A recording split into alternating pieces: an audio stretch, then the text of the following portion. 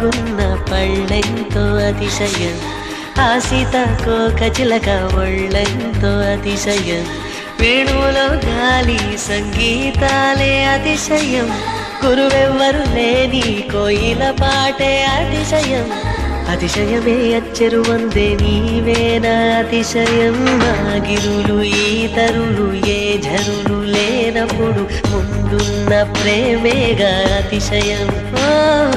16 ప్రయాణ పర్వంలో అందరికీ పుట్టేటి ప్రేమేగా అతిశయం.